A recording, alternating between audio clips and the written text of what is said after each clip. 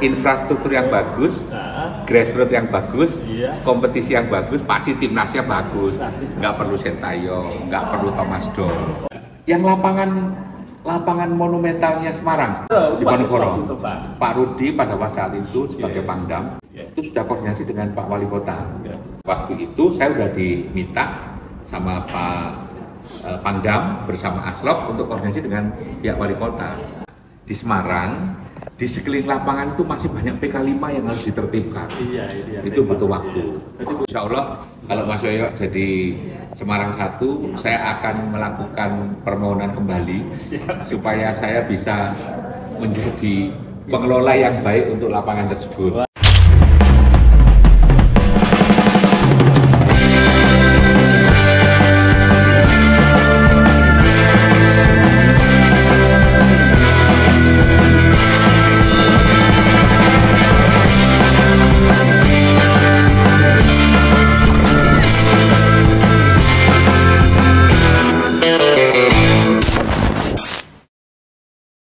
Selamat bersejarah. Belum juga tahu. Ya, aku kan ngomong sampean itu gak perlu juara. Tidak cukup. Tapi masih dengan senyum. Oh, ternyata supporter Semarang ini Jakarta ya bilang-bilang ya ternyata ya. Iya. Di sini tulisan ini 8, 9, 10, 11, 12, 13, 14, 15, 16. Satu kamar.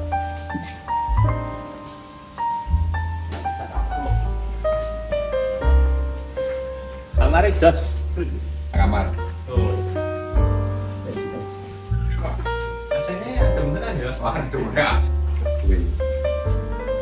Biasa. Ini IKEA. IKEA. IKEA. Tak pikir gawe dhewe. IKEA. IKEA. Anak buahku. 20 tahun yang lalu. Iya. Jadi apa ini? Kenapa?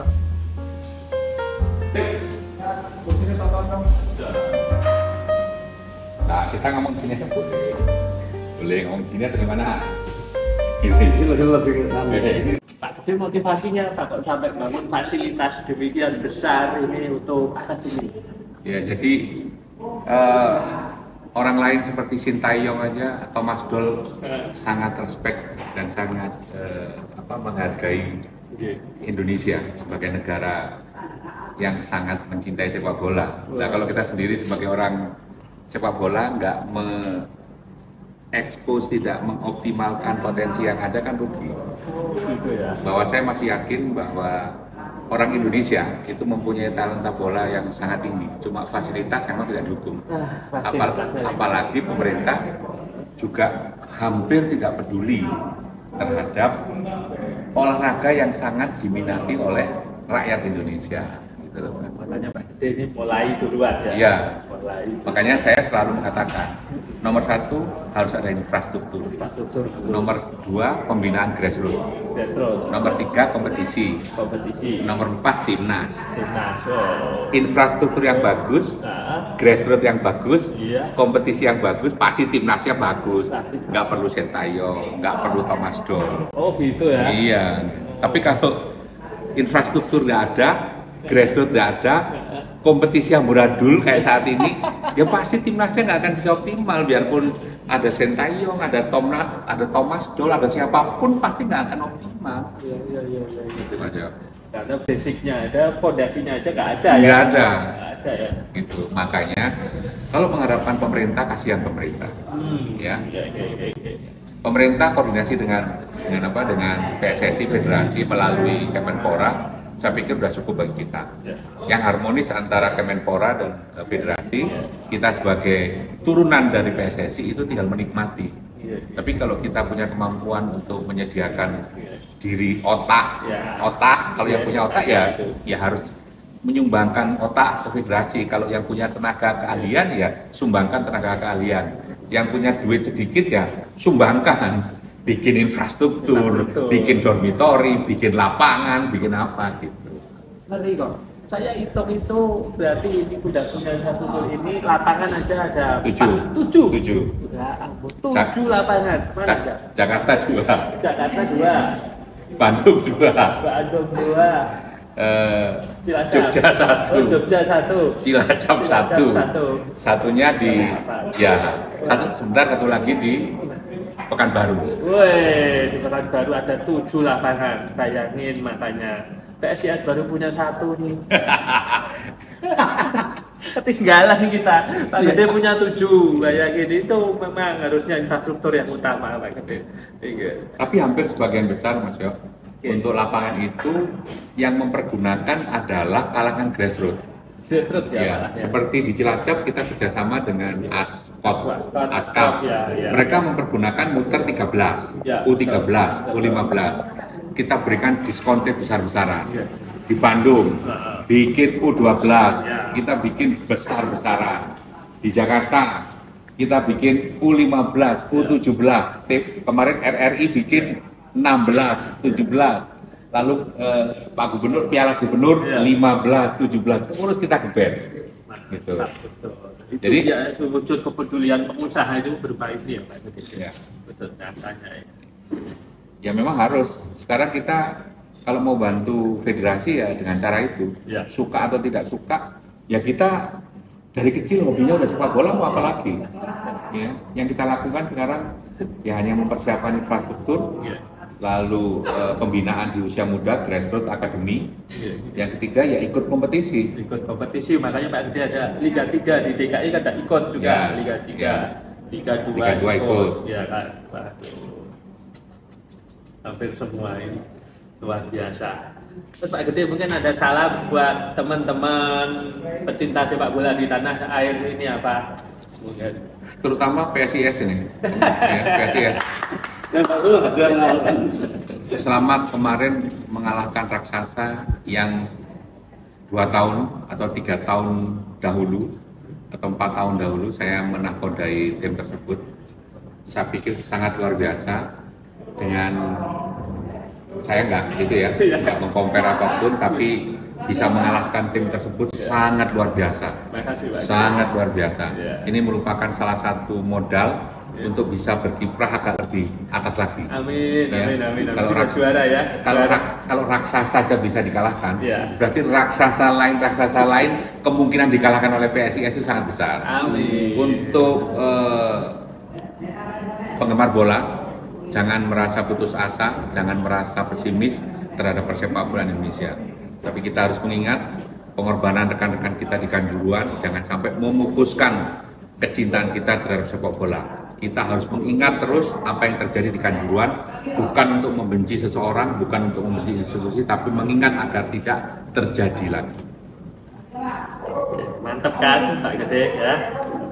Ya Pak Gede, dari 7 lapangan itu namanya Pak Gede cepat banget ekspansinya. Ya. Itu cara bisa mengelolanya itu seperti apa Pak Gede? Gitu. Satu, saya memang punya experience di bidang lapangan sepak bola dan pengelolaan klub. Keahlian saya cuma itu. Dana juga tidak besar. Jadi kalau saya beli tanah untuk lapangan sepak bola tidak mungkin. Oh betul. Tapi banyak institusi yang mempunyai lapangan-lapangan atau tanah-tanah yang idle. Contoh di Cilacap. Itu TNI Angkatan Darat itu sangat banyak asetnya, tapi asetnya selalu tidak dikelola dengan bagus. Kenapa? Mereka punya keterbatasan dana. Saya diundang oleh Kasat, diajak berdiskusi, kami melihat memang tanahnya sangat bagus tapi tidak terawat, diokupasi oleh masyarakat.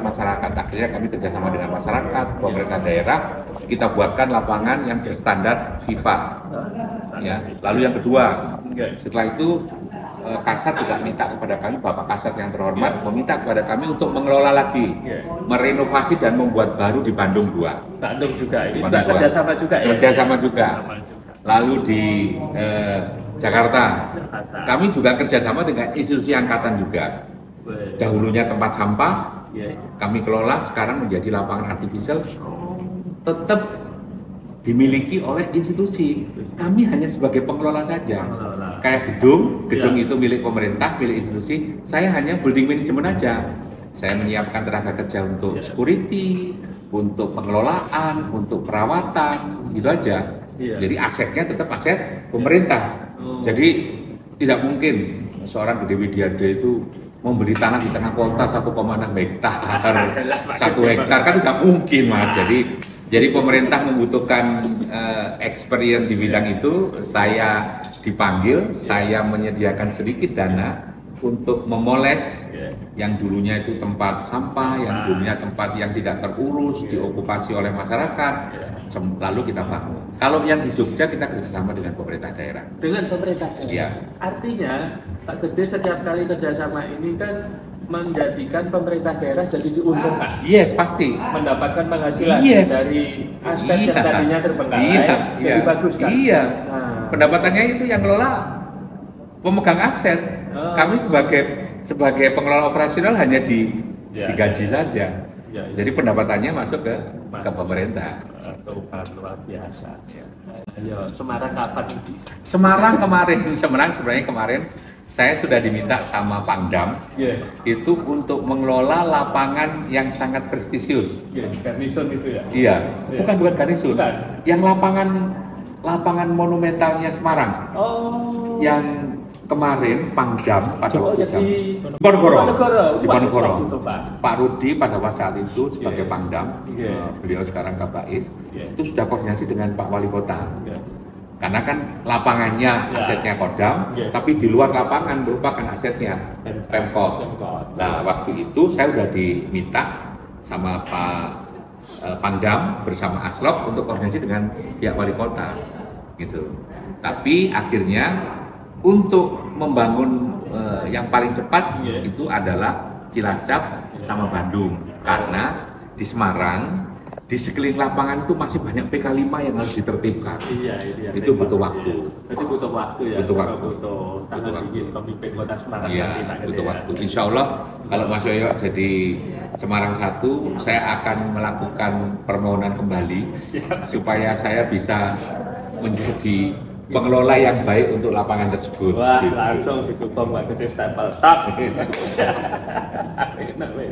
Kota Semarang, warga Semarang 1 mohon didukung supaya saya bisa masuk Semarang. Ya, terima kasih Pak Gede. Untuk sepak bola, saya pikir semua orang Indonesia udah tahu siapa beliau. Jadi kalau beliau besok insya Allah Semarang 1, saya akan mengajukan proposal untuk menjadi bagian dari Semarang 1, membangun iklim persepak bolaan yang bagus dengan membantu menyediakan infrastruktur. Wah, luar biasa. Alhamdulillah. Terima kasih Pak Gede. Terima kasih Pak. Sampai jumpa.